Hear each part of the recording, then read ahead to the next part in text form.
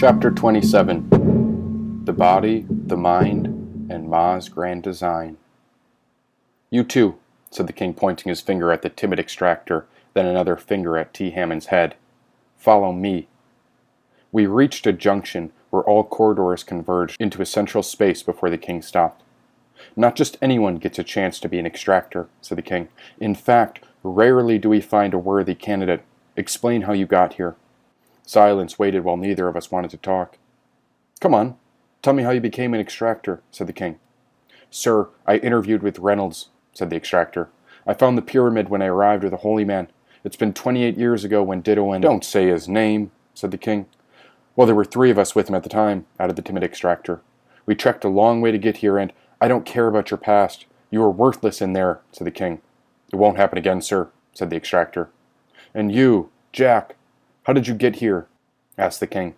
"Your name was the only one not on our list. Care to explain?"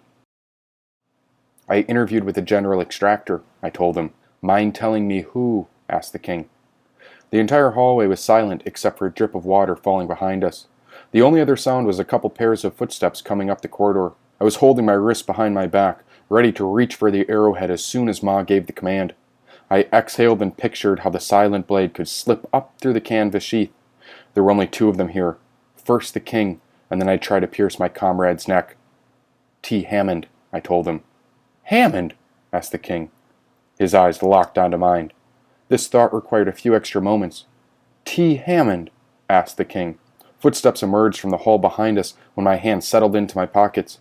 I could feel the base of the arrowhead when the king rubbed his chin while Reynolds and an unmasked soldier came toward a room across the corridor. "Everything all right, sir?" asked Reynolds, acknowledging the king. Just as the king opened his mouth to speak, the unmasked soldier spoke first.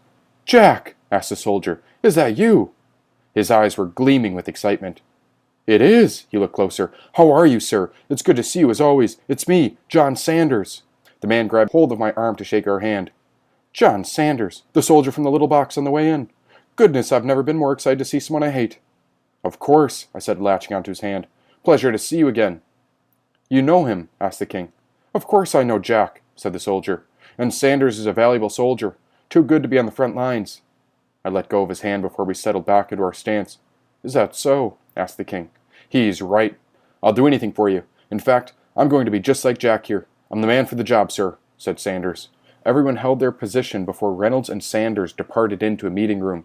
The king's finger alternated between the timid extractor and I. "There were only supposed to be 6 of you in this group. But Hammond, well, he's been transferred, and we didn't know he hired anyone. As long as you don't let me down, we'll call this an exception," said the king. "I'm counting on you both." Turning away, we began moving back toward the control room when the king's grip latched onto my arm. "And what did Hammond tell you about extraction?" whispered the king. His hand was squeezing my skin. Both Hammond and I hated it, because the last time he touched us was with a knife, and the last time he got me was with a fistful of rings. The tighter he squeezed, the more Hammond was ready to destroy this white man. Miracles.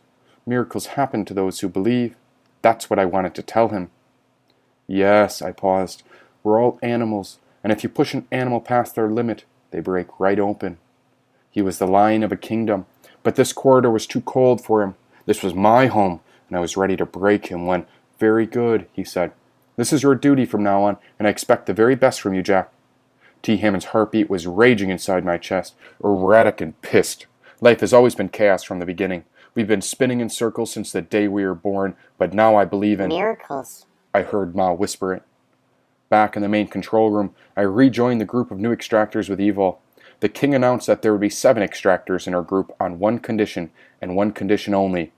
If you fail to do the job, you will be forced to leave.